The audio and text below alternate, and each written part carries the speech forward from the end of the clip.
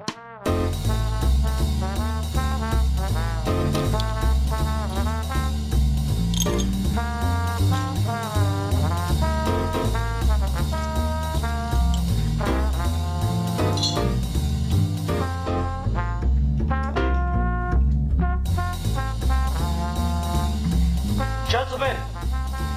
the time has come once again to discuss things.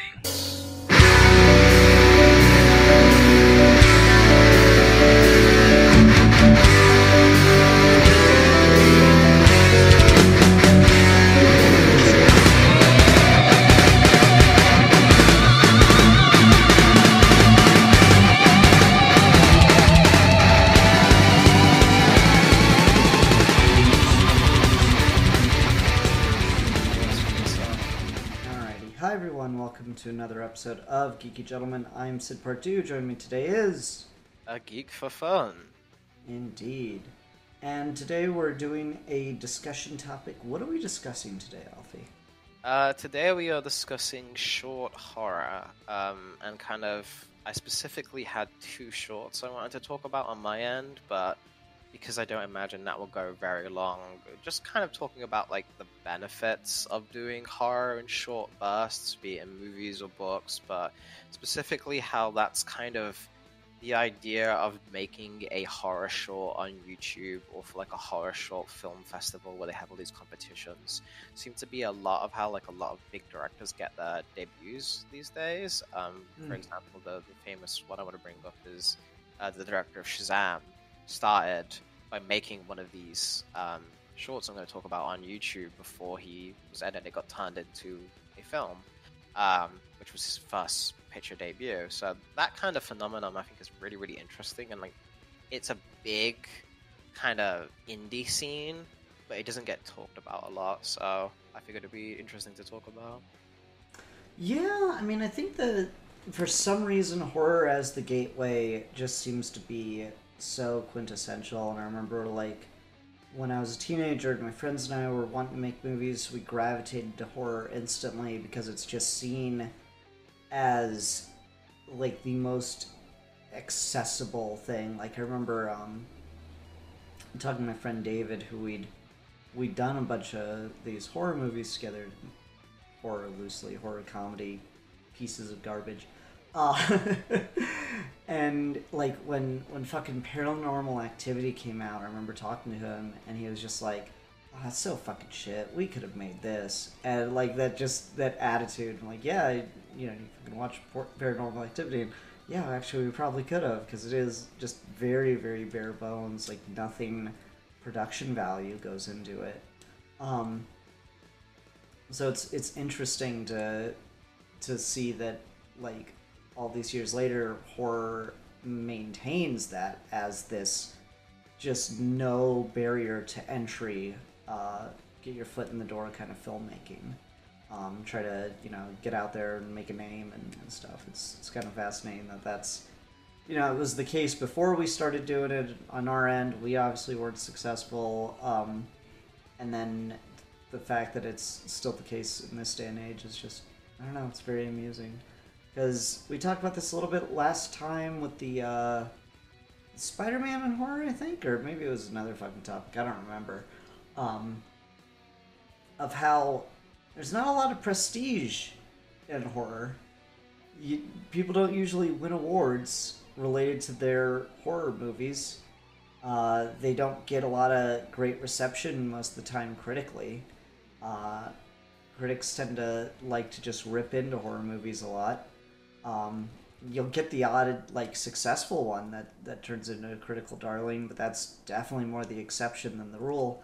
So I don't know, it's interesting that horror maintains this like, there's no barrier to entry, and like people get a start and do a great job and get big from doing horror, and then they seem to run away from it as quickly as they can and not come back.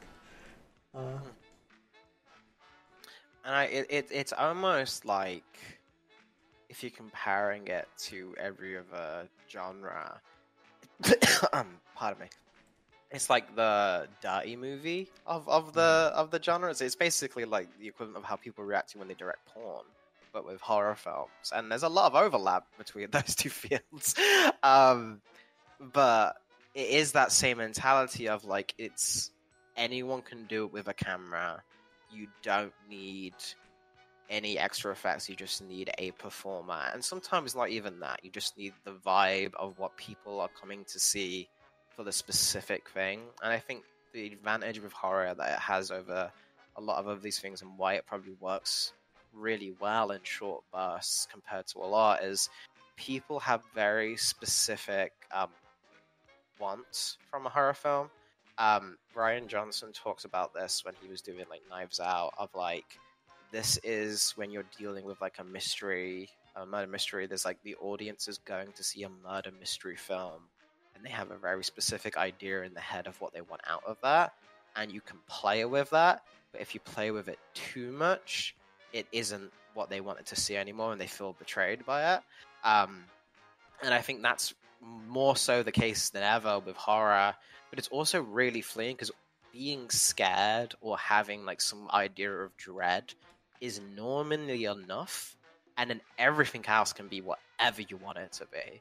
Like, people don't really have high, like, I want this specific monster in horror. They'll have favorites, but normally if you speak to a horror fan, they just want someone to do it in a way that's creepy or scary or gets them to jump or is interesting conceptually.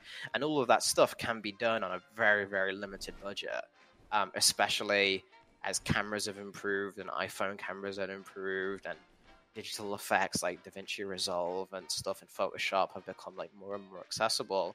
Even something as like a scary demon girl face can be achieved very, very cheaply, in a way that it couldn't before, when you had to like get like a team of makeup artists or something. So I think that like it being the gateway, the most accessible, and the one where you can get away with a lot more and be forgiven for a lot more is probably why it's so like attractive and so like successful for like amateur filmmaking, if I had to guess.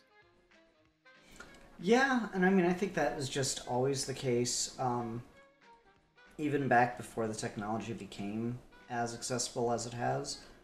Is just there's so little that you need to do, you know, and often so much about the elements of what makes a good horror film like lead into being just really good for an indie filmmaker. You know, a horror movie that takes place, or let me rephrase this.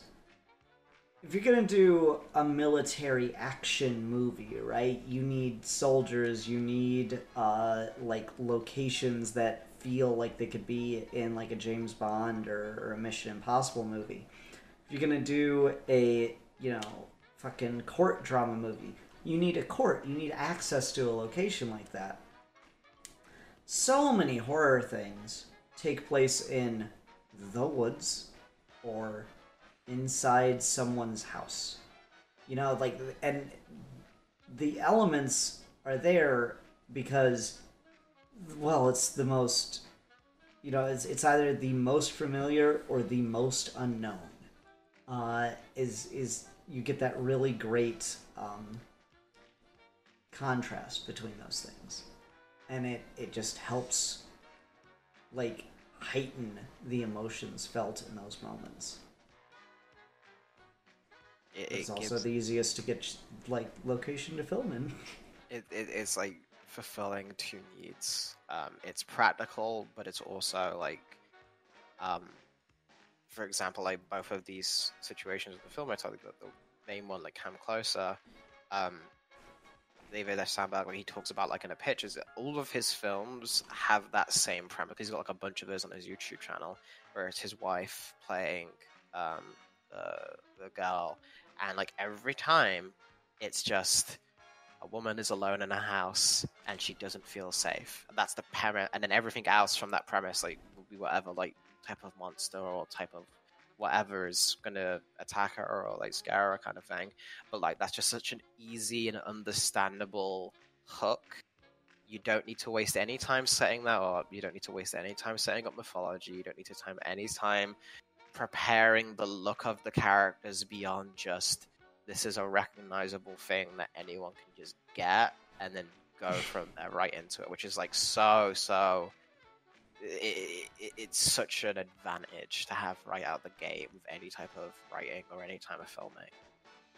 So Come Closer, that was the one with like the living room cam and stuff, Yes. right? Yeah. Yes. Okay. All right. So I want to tell you a story about me watching that tonight because Okay. I am the best host of a internet show ever, and I never leave anything to the last minute. This morning, woke up and went to go get Leah, or well, Haley did, and she walks in her room and there's just stuffing all over the bed. It's like a fucking mess. And I'm like, what happened? What happened? We're like checking the pillow and the blanket, and Haley like says 3 times, I think it's the blanket. It feels less fluffy. And then we like Leah says it was my shark. And I'm like not seeing anything. Finally found a hole in the where the mouth is stitched together. So I'm like, okay, well, tonight when I come home, I'll have a little time. I'll watch those short horror films that Alfie posted, and I'll stitch up the shark. And so I start Come Closer too, as I'm about to stitch up the shark. I'm like, it's only 4 minutes. This will go quick. And I'm sitting there holding the needle and getting ready to thread the needle, and I get that part done as she goes into the fucking room that clearly shows the bitch on the camera. And I'm just sitting there holding the needle and like holding the thread in the other hand, and I'm like, I can't do these 2 things at the same time. I cannot hold a needle and watch this shit. And like the whole time I'm sitting there watching it, I'm like, no. So you like that? Yeah, but like Alfie, that was the longest 4 minutes of my fucking life. My god, dude, it's so tense. It is so. It goes on forever. when she's like approaching the back with like her hand out, it feels like it's an hour straight of just that. I don't know what the fuck this bitch was thinking. And honestly, you know what? She deserves to die. Because you just leave. Like, like people always talk about this, like, oh, well, you can't just leave. You'd never feel safe in your own home again. I'm like, no. When I say leave, I'm not saying leave and come back. I'm saying you just don't live there anymore. That's that thing's house now. Yeah, that's their house now. That's Demon Bitch's house. She clearly enjoys it in there, so there she go. Here you go. Here's the lease. I just, it's the ultimate like horror movie fucking thing. But yeah, no, that's like for 4 minutes, that was the most intense 4 minutes of my entire life. And I will say, like, I think it did hit a peak when like she's about to touch her, and then like the phone rings and you get like the likely spam call because of fucking course. That was probably about where it peaked for me. It was after the fact where it's like now it's across the room and now she's backing up and then it's like crawling up the stairs and then it's in her face. That part didn't do as much for me. That like I feel like that part kind of I think what it is the just standing there was so much scarier than everything else that followed. It peaked a little early, if that's fair to say. I definitely see what you're saying. For me, my favorite part of it was just a little bit after that, when she pulls out her phone, and then it keeps cutting between that, and then she backs away around the corner, and specifically like how that's shot. I remember I was watching it for the first time. I was just like, okay. All right, that's a flex. That's pretty. That's like I was just like really impressed by like how that was pulled off because it was so seamless. and then like they got the behind the scenes on the show, like how they did it and stuff. But just like that part specifically wasn't even in terms of horror. I definitely agree. I think like the scariest part is just that initial. There's something standing there, and like when it's not even in a corner, it's like kind of in the middle of the room, is when that's really scary because there's no like place to hide against. I mean, just throw something. Like, you don't need to touch it with your hands. Just throw something at the bitch. I don't care. Like, why are you... Like, if you're going to stay in the house, like, at least just throw something at this piece of shit. Like, that would be the move to do as well. I agree. Yeah, no, like, it's just... I would never... Like, I just remember growing up with my friend Andrew, and we'd watch these movies, and just, like, all the time we'd just look at each other. This is some white people shit, man. I just never understand it. When all these movies just have this premise, and it's always so fucking, like, obvious that you just should not be in this situation. Like, you know, I remember it was me, Andrew, and my friend Drew, which never got confusing growing up. By the way. Excuse me. And we'd like watch a scene like that, and it'd be like, no! And Drew would look over, and Drew was white, and he'd go like, well, like, what would you do in that situation? And we both like, we would not be in that situation. That is not, we would not put ourselves in a position where this could conceivably happen to us. Yeah, it is wild just how every time it's like the pantomime, right? Of like, he's right behind you. You hate it, but I feel like it would be like the world would be a lesser place if you couldn't yell at stupid people doing horribly dangerous things gonna get them killed through a screen. There's a really kind of like communal like joy to be found in that trope.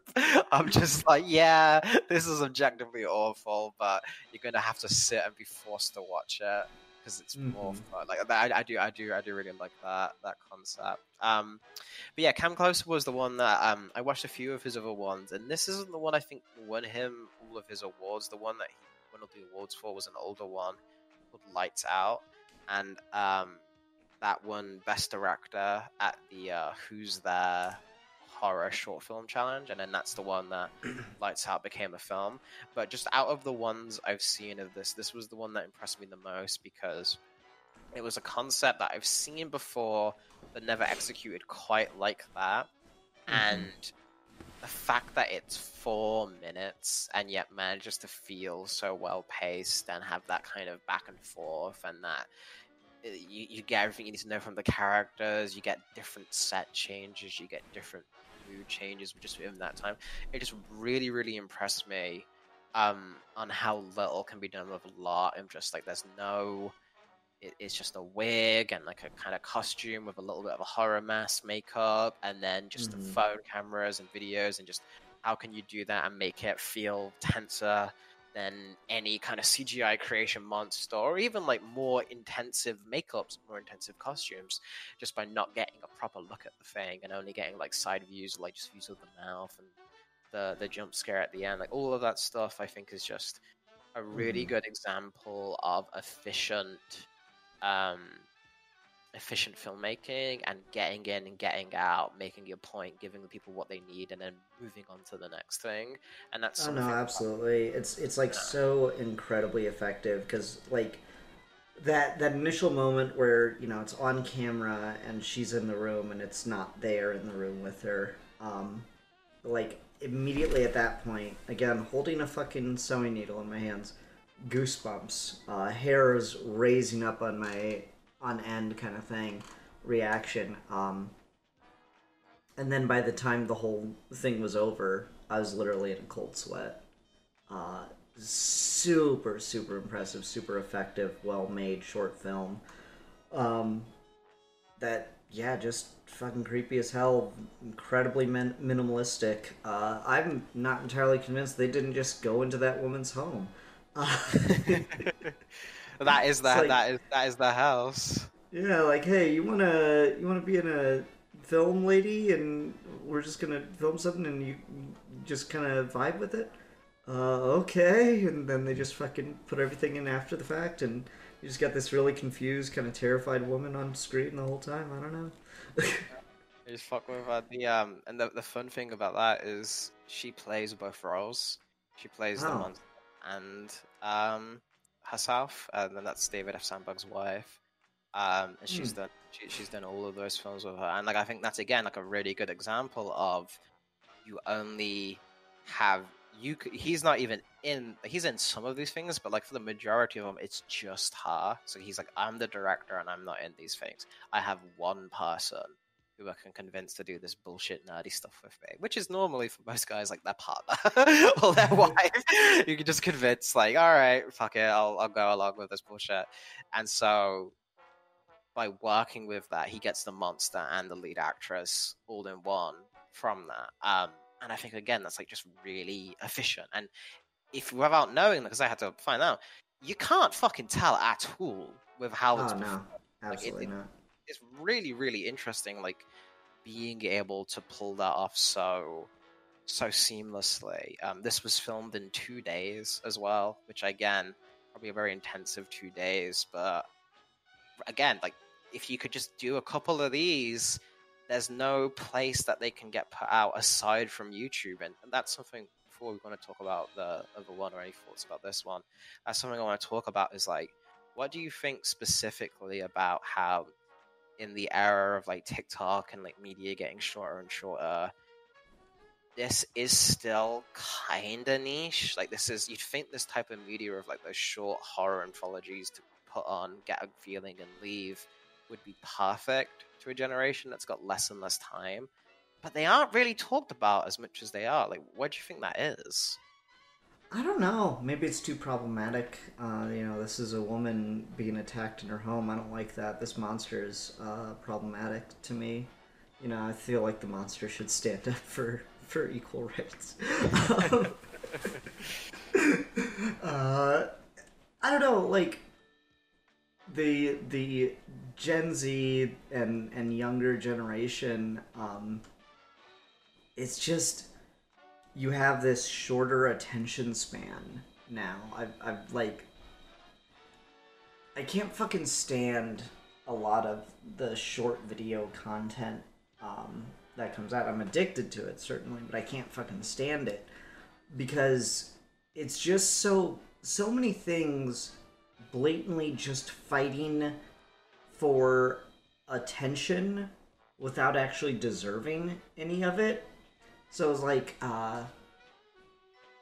this fucking guy, Unnecessary Inventions, right? And I like his stuff. It's fun. It's cool.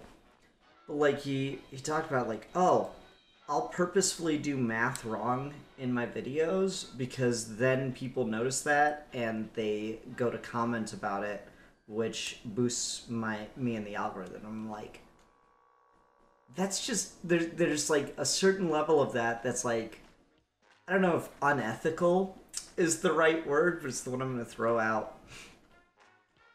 Where, from like an artistic point of view, and you're a content creator, right? You're not an artist, but from an artistic point of view, you're purposefully putting in things not to heighten the experience of what you're putting out, but just to game the system and take advantage of things people cannot help but do.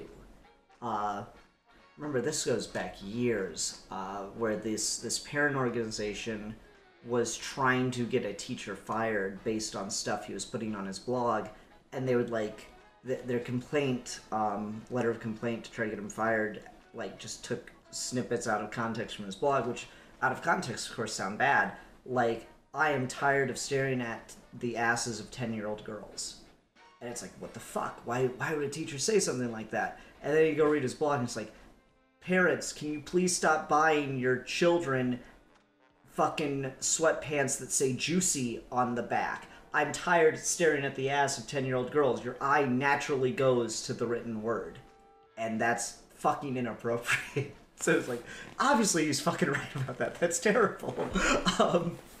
But so you have this increase in media and content that is doing everything it can not to create an engaging experience, but to keep you engaged by like tricking you into being engaged, tricking you into not being able to look away.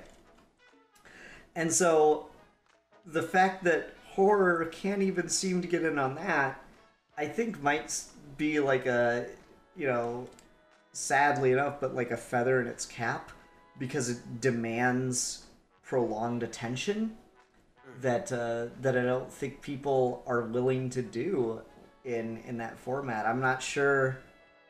It would be an interesting challenge, but I don't know how you would get the scroll up generation to pay much, if any, attention to something like a short that is horror based. I'm sure they exist, that they've been attempted, but like outside of a jump scare, you got a minute to do it.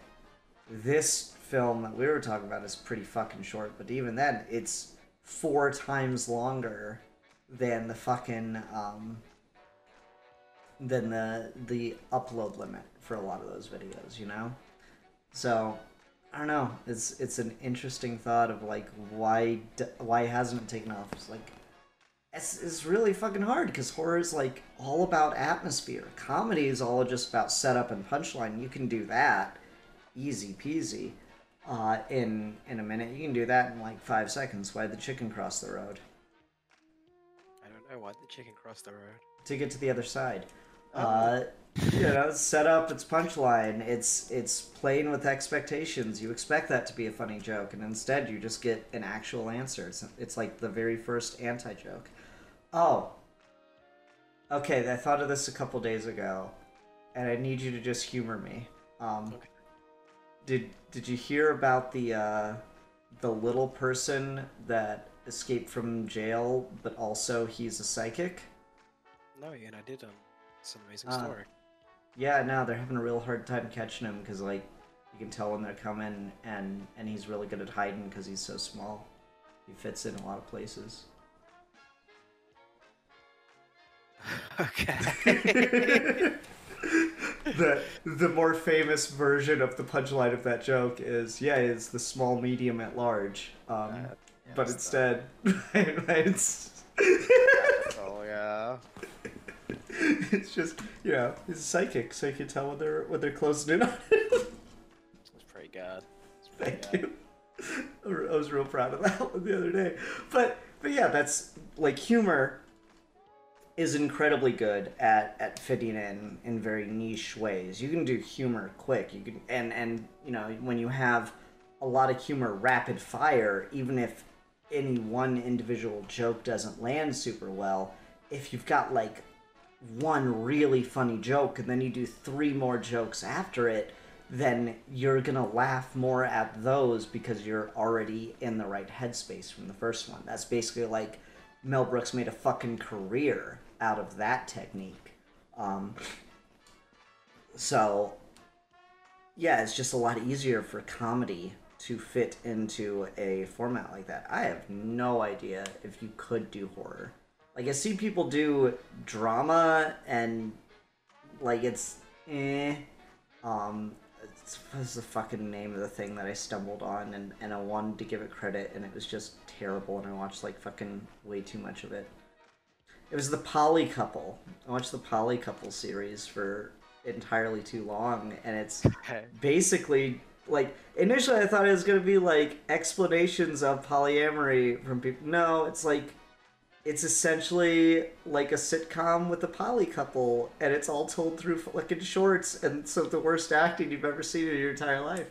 And then just these, like, really long, drawn-out conversations that no human being would ever have. So technically you can do, like, drama, sitcom-y kind of stuff, dramedy. But horror, I don't know. Aside from jump scare, I'm not entirely sure how you'd do it in the format, because so much of it depends upon atmosphere. And I think there's something that you touched upon your own experience of this is 4 minutes, but it's the longest 4 minutes of your life. So it's not something that for effective horror, because if you do fast-paced horror, it can quickly just turn into an action scene and just no longer become horror. Horror demands a certain level of anticipation and dread to build. And if you just throw something into something, you just start a chase sequence, right? It's just a gorier action scene. Like, it's not a horror scene. The horror comes from the build up to that chase sequence. In a lot of ways, not always, but just generally, it's much harder to just cold turkey a horror movie scene and get the same impact as you would if you just watched it. Whereas it's a lot easier for like rom-coms or even just dramas to just pull up a scene on YouTube and get the exact same or close to feeling. Horror really does kind of, you need to start from the start and then end it where it wants you to end it, because you need to just be in that world for a little bit. It's more immersive, I think would be the phrase for it. Yeah, I tend to agree with that, and I think that's why, like, horror is such a yuck feeling for a lot of people. They don't like that feeling of dread building up. They can't handle it, and you know, maybe there's something fucking wrong with us fucking juckos that that we get off on it. We enjoy that feeling. We seek it out. We like to experience that and sit with it. And I don't know, for me, like, this is probably a separate conversation entirely, but there is something to just that catharsis you get in horror, even when it doesn't end well, right? Like, oh, well, at least I saw that the monster killed them. You know, at least that one's dead, and I know not to make their mistakes. I would have just left the house. The monster lives there now. Yeah. Feel bad for the next person who moves into that fucking place with the ghost girl. They might not have they're not gonna have the passcode to the camera. They're not gonna be able to see her coming. Be fucked. Yeah. But I don't know, it is weird, right? Because, like, we're sitting here talking about horror and how effective it can be in short bursts, but also that it does need a build-up. So I guess, like, conceivably, if this is 4 minutes and some of the best part of it was in the first 2 minutes, how short of a horror film can you truly make? Maybe you could. Maybe you could go shorter than this and get something that you, maybe if it ended, like, I might actually, just out of curiosity, I'm gonna look up the timestamp for the party specifically where, like, she gets the call, as like, what if that was just when the ending jump scare happened? How that is in. That is in 2 minutes exactly is when that moment happens. Yeah, and so then you're still at double. You could maybe start it just right away at the your camera has noticed somebody thing. So that'll probably cut off like another 20 to 30 seconds tops. So you can get it down to about 1:30 maybe. But again, you're kind of pushing things there. I don't know. It's an interesting thought experiment of how much dread you need to build up before you can really do the scare. Because, like, if you're just like fucking scrolling through videos, right, and then just like suddenly you get Rah! Right, that's not gonna like actually scare you. It's gonna more just annoy you. Whereas I think the kind of the old internet version of it was like the maze game, where you have to like get your mouse through the maze, and if you hit the walls, then the screamy bitch came up. I remember that. Yeah, so like you're gonna need some level of time for a jump scare to really hit, and actually be scary. You'd need like someone just talking about something that's quasi-interesting for 10 to 15 seconds before you could come in with the jump scare. But I don't know what you do. Like, how do you keep attention with what is essentially a red herring. Yeah, it, I think it's because it's something we're bringing up. I think it's a problem that can be solved, and maybe has been solved, and I just haven't found it yet. But Mhm. I don't. From anything I've seen, it's not something I haven't. But I think that's where this stuff is heading. Like, I think that's where in the next like 2-3 years, there's probably going to be something like this that goes viral. Mhm. Like it would be the horror equivalent of like that Euro dance like TikTok that like is everywhere on Twitter and stuff. Like it would be that version of it, but we'd be like, oh my god, this horror thing in 40 seconds is like transformative, and then there'll be all the top takes about it and stuff about how like the demon is actually a metaphor for everything wrong in their love life and everything like that. They'll do a billion ever takes, and then somehow, some way, we'll come back to Batman needs to stop being mentally ill. Some way, we'll Yep, get to always like right there in the Bible it says so. that. Yeah, so I can see that as a thing that will happen.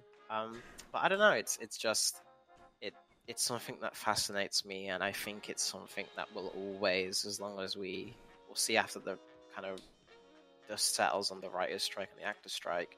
But I think as we go forward with film, if that exists, it's always going to be viewed as kind of the training ground for new talent in a way that's cheap, effective, and studios don't normally understand how to make money, but they've kind of cracked the formula of at least a low budget horror movie will get them some response. It's wild that they don't think that to do that with everything else, but they know to do it with horror. Like they will never get low budget superhero movies that are like intentionally limited for wider appeal. It's like always has to be over $100 million or something like that. But Mhm. they know for horror specifically. So we're Can not just I go ahead. can I take this in a different direction? What's the longest that you can do horror for? Um, Like, I what's think the you longest kind of horror film you could make? I think you probably could get away with 3 hours. I mean, that's what The Shining is, right? That's like a really long fucking horror movie. I'm not sure if it's 3 hours on the dot or anything, but it's pretty up there. Um, but could you do like a horror epic? Could you do a fucking 3.5, 4 hour horror movie? Yeah, why not? I think you couldn't just do it as if it was just a longer horror movie. You would have to put the thought behind it to craft it specifically for that format. Um, and I think the advantage of that would come a lot in lulls between the horror to kind of give yourself like multiple like climaxes, I guess is the best word for it. Oh, wow, okay, Yeah, bragging over here. yeah. I mean, it's just a couple of the territory, but getting that back to back to back to back, and then letting that build over a long. I don't think you could do in the traditional structure where everything constantly builds to one big thing at the end. I think people would just get bored out of their minds by that point, and people already like get to the monster in like 2 hour horror movies. Can you imagine like a 4 hour one like with that? I think you would have to have it be something that was a little bit more. You wouldn't have to do an anthology per se, or it's like different stories, but I think you would have to break it up into clearly defined chapters or clearly defined acts in like a larger epic where the individual parts of it can still kind of stand on their own without it being like we took 4 different 1 hour movies and stapled it together, like still making it feel like a cohesive film. Just this is where this part of the film segues into this, and you get to have your catharsis here, and all right, break, chill, more scenes, entertaining scenes, right back into it, and maybe then not making it feel so like it's coming very up a bit. But I that's a long way of saying I absolutely think you can do it. I don't think that is off the table. It's just the more it goes on, the better you better be at doing it, right? Like the skill level of pulling it off, I think, increases exponentially with like every minute you add past the 2 hour mark. Absolutely, because like I looked it up. The Shining's only not even 2.5. It's 2 hours 26 minutes. So that's interesting, and like a lot of people do get bored with that one. Like a lot of people just can't get past it. I mean, it's a 1980 movie, but it's still basically a 70s movie where it's just got the slowest pacing of all time. But like there is a lot of build up, and so I'm curious of like doing longer format horror where you're not just spending all of your runtime on the pure build and setup, and like also not just going booga booga booga for like 3 hours of a 4-hour horror movie. I don't know, it's an interesting thought. How long's Hostel? Is Hostel more than an hour and a half?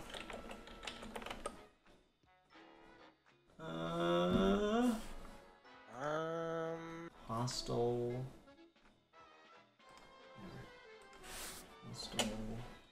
run time.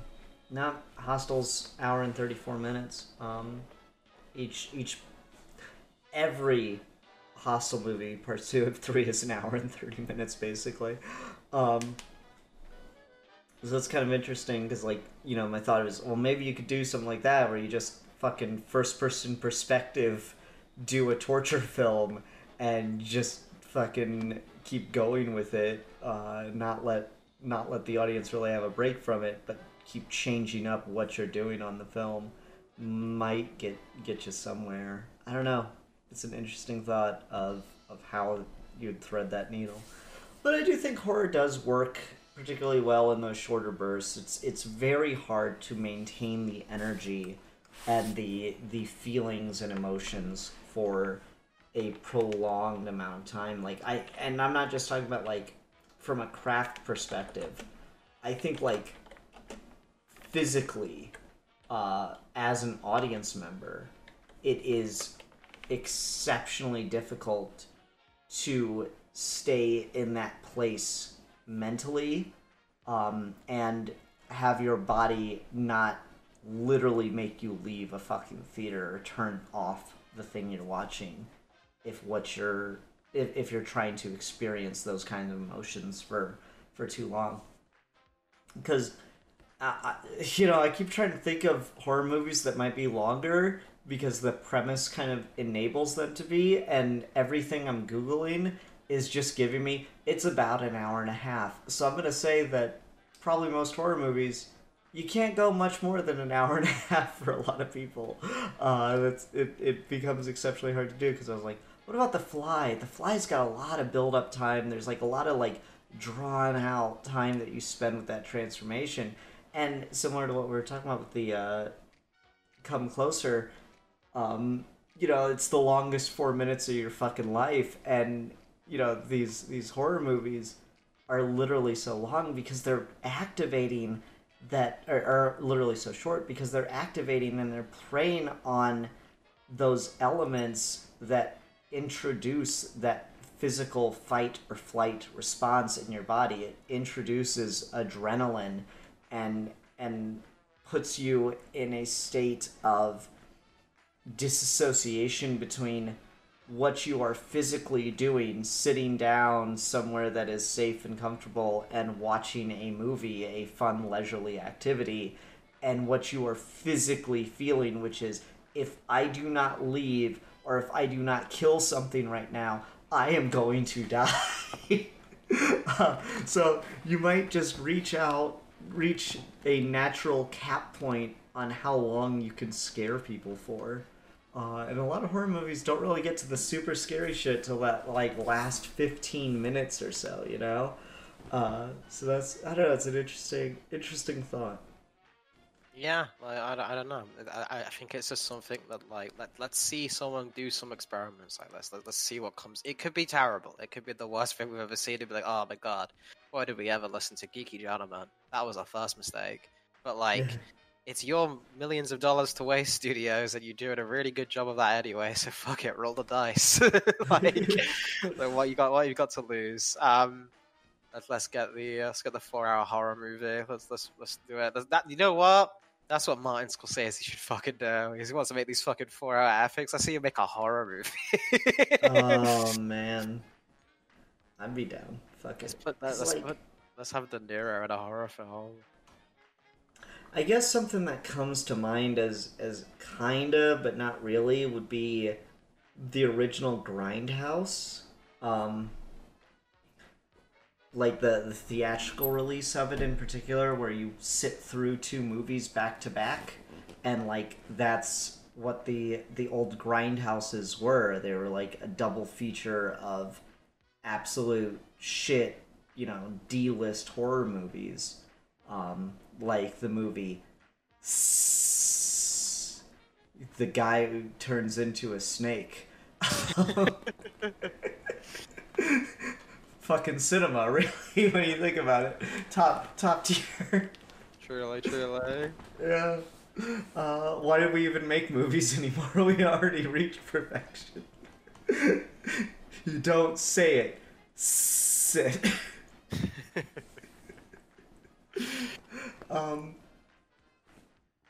But like, yeah, with the fact that you have a movie like Grindhouse, which is two horror-esque movies. One of them's like a slasher movie slash a muscle car movie, and the other is zombie apocalypse. Pretty straight up, and they're basically like horror back to back, and even the trailers in between them were, very much more leaning on the comedic side of things, but were still very, very gruesome and horror focused. Thanksgiving is still some top tier shit, but I don't know. I feel like I'm rambling at this point. No, I think it makes sense. Did you get a chance to watch Backstroke, the other short I saw? Yeah, I didn't find that one as compelling. I think I might have liked it more if I didn't watch it right after the other one. You know, that was kind of the vibe. Because the Come Closer is, I fully agree with you. You picked an absolute fucking banger of a short horror film. The Backstroke, I mean, it was good. It was well shot. The acting was pretty solid. And like it definitely had a good creepy vibe to it. Just immediately this girl's in the most vulnerable position in the world kind of thing, and then you've got this element of there's like hope introduced, but then that's gets to be ripped away too with the gun there. So there was some potential with that. But just I don't know. I think I might have just been up on too much of a high from the previous film or something. That one I did feel comfortable sitting there and doing my stitching work during, so if that tells you anything. Yeah, so that's interesting. The reason why I chose these two is because me and Aaron were just talking about like short horror, and so we had individually in our own time watch stuff, and then when we found out, we both like come to that same thing. It was like, oh, show me, hey, show me mine if you show me yours, kind of like vibe. So I was the one who sent Cam Closer, that she sent me Backstroke, and even after she'd seen Cam Closer, she was kind of like, all right, the one I sent you isn't going to be as good as that one, so just keep that in mind. So like it is kind of like it's a night and day difference. What I think makes it really interesting to compare and contrast the two is I think Backstroke is still well done. It's still acted well enough. It's still shot very interesting. The premise is still creepy and scary, but I think it's something that's a lot closer to what you imagine a horror film on YouTube you find is going to end up like, if that makes sense. Like it's a lot more like, this is the type of acting you'll get, this is the type of premise you'll get, this is normally the length. They do tend to hover around 10, 15 minutes, 20 minutes. You get that for like Jason fan films or Freddy Krueger fan films or Scream films, and just general horror shorts that aren't attached to an IP. On YouTube, if you search up horror shorts on YouTube, you're going to mostly see around that length. The contrast between them is something that I think it's the difference between when you have someone who made it in the industry with Cam Closer and as an actual film director, who again I still like Shazam 1 a lot. Like I think that's still a really good film. So I do like his work to an extent. I don't know what he might have been cooking with some of the other stuff, but maybe that's not his fault because I like Shazam more. But I think, and then I don't know the director of Backstroke, but it's something that I don't think has received the same acclaim. Mm-hmm. And I think it is an understanding of pacing and the format you're working with. There's always a desire and kind of a need when you're first making these type of things to be like the movie, to have this idea that, wow, the horror movies I really love structured like this. They introduce the premise, introduce the characters, they have a bit of a little period, and then once we're about like near three quarters of the way through is when we introduce the big scary thing, and then all the tension ramps up to the final getaway in the car and the shot. Like it's structured like a horror movie, and it's well done at that fact. But I think it's not something that's being structured for the fact that this isn't a horror movie. It's a YouTube video, and so you don't have to worry about a lot of the same type of things.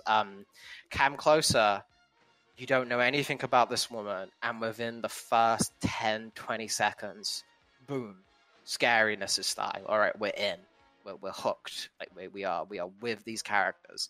You spend a lot more time in Backstroke with the two main characters, and I feel like I know less about them, despite the fact that they actually have speaking lines, which is interesting. And I don't think that's a failing.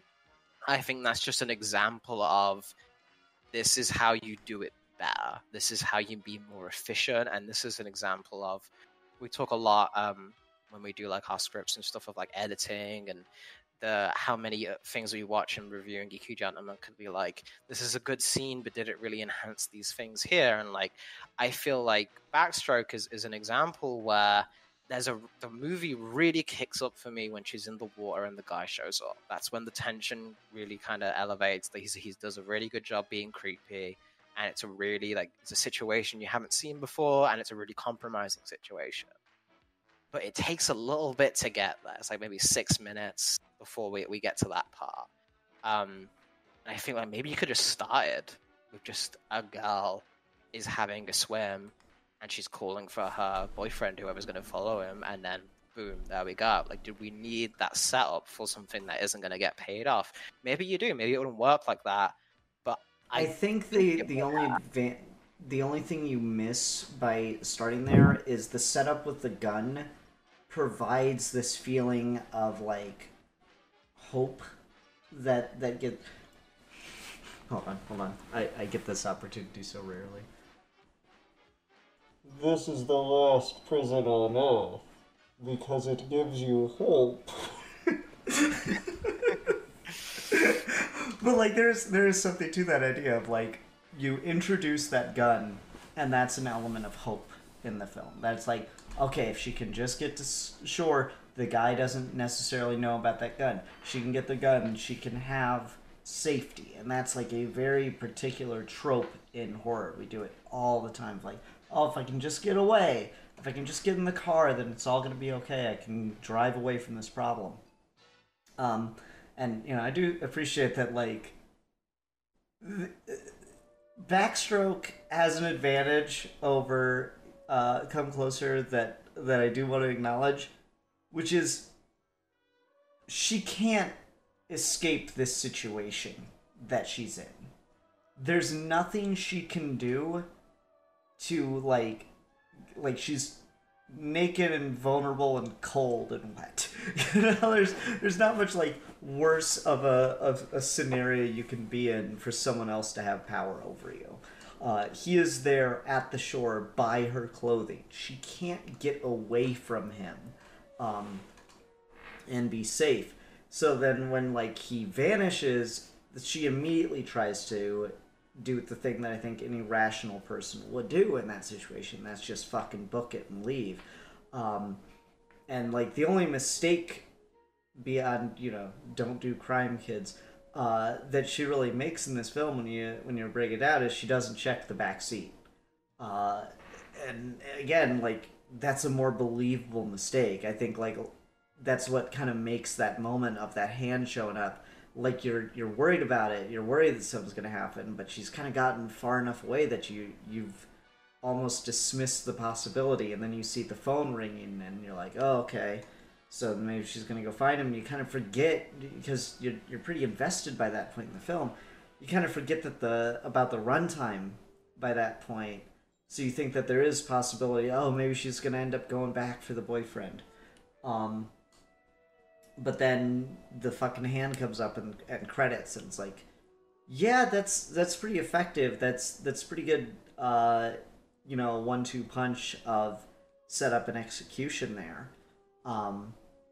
It's just, you're right though. There's a lot of like build up to get her before you start getting the spookies started, and I'm not really sure how you resolve those things, because personally I do think the gun element provides quite a bit of not just the gun element, but like the friend who's on his way and stuff, boyfriend, whatever, who's on his way. Like there's a lot of elements of this false hope that kind of get pulled away if you just start with her swimming right away.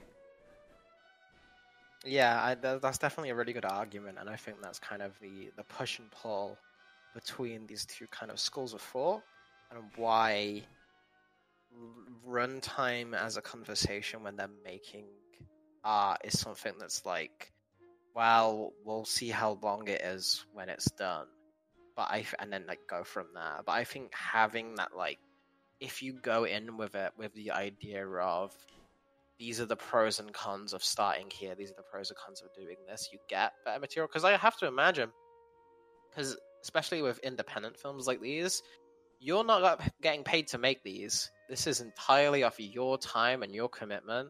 Mm-hmm. And the longer it goes on, the more of your money and the more of your time and the more of your favors are going to get used up. So it behooves you to make it short. So I have to imagine for a lot of these people, it can be something as simple as just, I want to make it longer, come hell as high water, because I want it to be that way. And that's still a fine idea to go through, but I have to imagine for a lot of these people, it's like, for this one, that was probably a conversation they had of like, do we need these scenes? And then they probably gave an argument very similar to the one you just gave of like, well, it doesn't, you could, but then you lose this, this, and this, so what's the point if we can just add a couple minutes and keep all of that, right? So that's what I think is an interesting process. And with horror specifically, how quick do you get to the scares is a really subjective and like varying topic, and there's no real answer to it. It just depends on how good you do it, you know? Like, it's a really kind of cop-out thing to say, but it's true. Yeah, for me, I think the other part of this that I do want to talk about is I feel like the film would be underserviced if they did cut out all of that stuff and just started at the water, not just for those elements of false hope kind of stringing the tension along, but also I don't really love the creepy guy's performance, or maybe it's not so much his performance. It's kind of iffy, I guess. It doesn't really like offend or impress. He just, like, their dialogue, I just don't think I was very impressed by. The longer I'm thinking about it, I'm like, oh, well, why am I so, like, gung-ho about, now you kind of need that stuff in the beginning. It's because I just don't really like his dialogue. I don't really, I just don't feel like he's much of a character, in any real way. He just, it just feels very generic, like, okay, is he just trying to, like, lull her into a false sense of security, and then he's like, oh, well, he's dead. I'm sorry, what? Sorry, my microphone popped out. It picked up your voice. Oh, okay.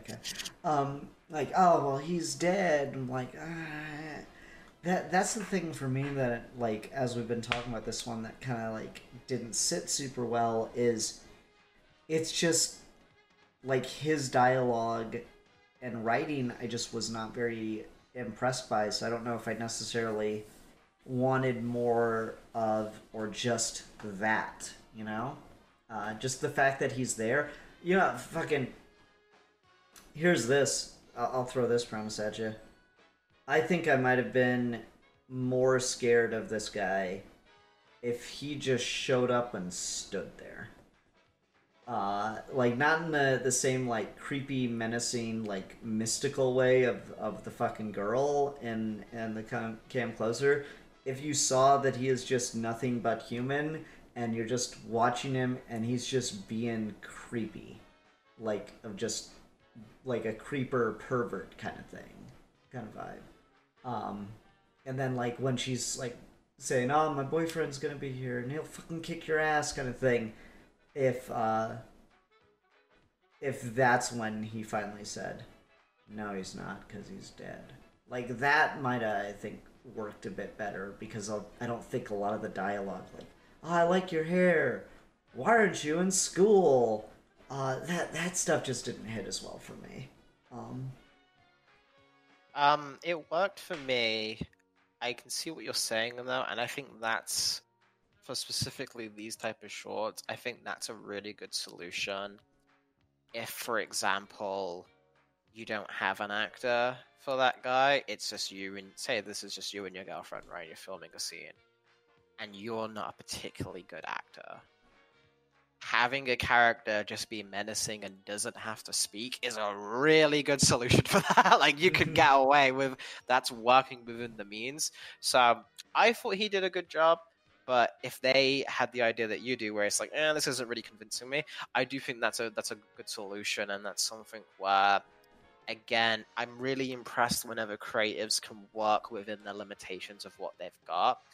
There's always an admiration to kind of just brute forcing it, but it always works so much better when you can hide it completely by just being smart around it.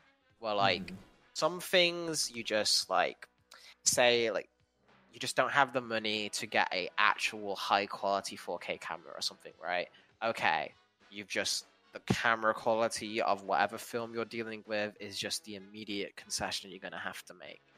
But if you've got actors that aren't doing the best performances, if you're smart enough, instead of just, all right, these are the only people I've got, I'm just going to do it, that can always really hurt a thing more so than if you just remove the dialogue completely. People will give you more leeway. They will look favorably more on these things, and making those sacrifices and making those cuts and how they come out, I always think is just fascinating. And that's something you get away with in major movies when they have more money and they can work these things, but it's also very limiting because if you bring on an actor to cast and they do a really shit job, it's much harder to change that in a multi-million-dollar movie than it is in just a backyard film you made with some friends, right? Like, that's something where you can have that freedom a lot.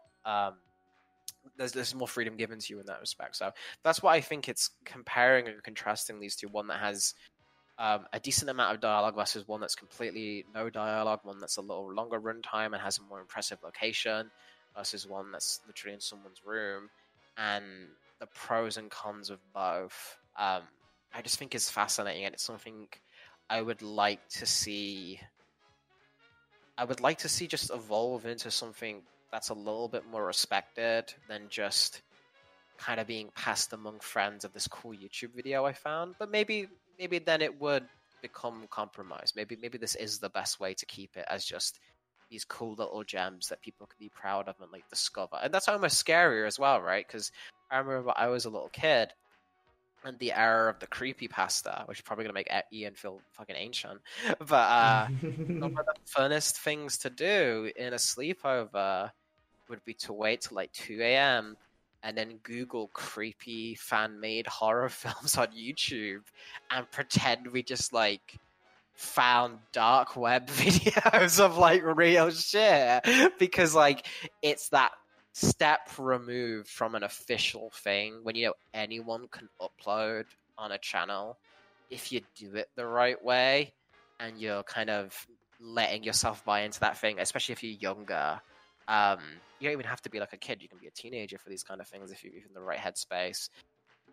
there's like a weird kind of bootleg DVD tape quality to it, right? With the bootleg VHSs, where it's like this extra layer of creepiness that you don't get if you go to a cinema, because that's normalized to go to the theater. That's protected. It's a safe environment.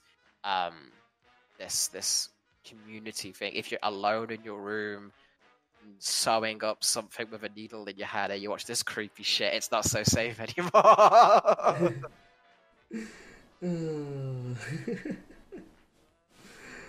I don't know, man.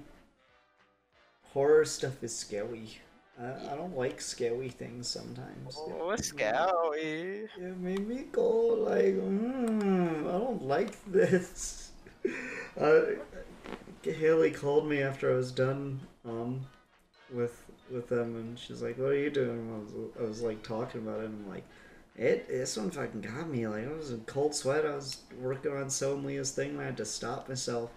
And it's just funny because, like, I know my mom hates horror, and I know there are people that just hate that feeling. But there's just something to it of you get introduced to that, and then you want more. You want to, like, I don't know if admiration of being impressed by it is or what it is. Maybe it's a test of manliness or something. I don't fucking know. But man, horror stuff. Oof. There's this small kind of part of you that like was designed to be prey, and I think there's a little bit in everyone that kind of does want to feel that, because that's how we were built, to run away and be scared of the dark and hide. Like, we were not built to be predators. We were built as bottom of the food chain. Everything could fucking kill humans. We've got really easy to break fleshy skin. Like, it's not hard. We were not the alpha dogs biologically. It just came from tool use and outrunning people by being able to swear and stuff. Stamina and pointy things. Exactly right. So that's how that overcomes, and I still use that to this day. That's still my methodology. But the basic impulse of the fear, because we don't get to experience that as often in our daily lives, thank God. And for a lot of people, they still do have to feel that. So it's probably not the best example, but for most people, it's something that you don't get to experience. So when you do get that, for a lot of people, it can really put them away, and they don't want to do that, and they don't like those type of films. But for some of us sick fuckers, it kind of scratches an itch of like, oh yeah, this is like this heart pumping, like, what would I do in this situation? It's like a really fun space to put your head in for a little bit. It's like when you're staying up at night and you're talking to your friends and you're like, well, what would you do in a zombie apocalypse, right? Like, everyone's had that conversation because it's just a fun thought experiment. If you actually lived it, it'd be the most miserable experience in your life and you just want to kill yourself. No, like, absolutely 100%. I would just die. Yeah. Like, fuck living through a zombie apocalypse. That sounds absolutely terrible. Like, there's a fucking great comedy short video about it where the fucking like, the dude's just chilling at his house and his friend comes in and he's like, "This fucking zombies, man. It's real. It's happening right now." He's like, "Oh, okay." And he just, like, sits on the floor and gets on his phone. He's like, What are you doing? I told you the zombies are here." "Yeah, I heard you. I'm good." He's just like, "No, we gotta go. We gotta survive." "Nah, I'm not doing it." I'm like, and he just, like, starts, like, listing things. Where are we gonna go? Is it gonna have running water, toilets, food, Wi-Fi? No, why are you saying all those things? You know it's not gonna have those things. Then I'm just not interested. I don't want to live like that. I'm like, yeah, 100%. Fuck it, man. I'm just gonna sit there and die. Yeah, and it's a completely valid stance. And to get to the larger example, it's just like I think that's where it comes from, and I think even getting that in little short bursts can be more than, because sometimes you don't want to just be able to, like, make the commitment to sit down for a whole horror movie, because you want to feel that you necessarily want to feel that for that amount of time. Sometimes you do, but I think that's a harder headspace to get in. I think you are more likely to be like, I got 10 minutes. That'll make my day a little bit more interesting. This will give me something to talk about, right? I'm like, oh, hey, this fucked me up. Like, that's just a fun thing to talk about with people, and then move on, and then not having to take up like 2 hours of your time and then be in that headspace for the rest of the day. So maybe that's I think as well as an advantage of these kind of things. Yeah, no, I could see that. I could agree with that. This just made me want to watch Cronenberg movies. That's what this discussion is. Yeah. It's put me in the mood for, because I thought about The Fly and how much I fucking love that movie. So now I just want to watch more Cronenberg. I haven't seen it. You've never seen The Fly with Jeff Goldblum? I've never seen The Fly. Oh, you're the Spider-Man fan. You'd love it. There you go. Yeah. I don't know. I'm not sure if I got anything else to say on this topic. This kind of... feel like we kind of ran the gambit on this one. Yeah. Horror works in short bursts, and also long bursts, and also medium bursts. Because horror is a valid and respectable genre. I guess the last final thought I had, since I haven't brought it up, but it's my fave.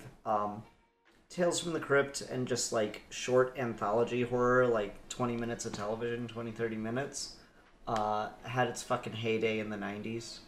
I was struck by that thought recently because Leah wanted to watch something scary, and so we were like watching the animated version of Tales from the Crypt they released in the 90s for the kids. I was like, so you had that, you had the like live action Tales from the Crypt, you had Are You Afraid of the Dark on Nickelodeon, you had Creepshow coming out, you had just so many fucking anthology horror film things all at the same time in the 90s, and I don't know why all of them took off simultaneously. But it just things of interest to me. Yeah, there's something I would like to see make a comeback, because I think there's a need for it. For sure. Alright. Well, it's my turn for next week, and fuck it. We've already done this episode, but we're gonna do it again. We're gonna review The Fly. We're gonna re-review The Fly, because now I want to watch The Fly. So there we go.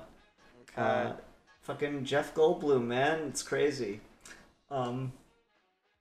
So, yep, that'll be next time. Until then, I'm the Philosopher. And I am a champion of horror.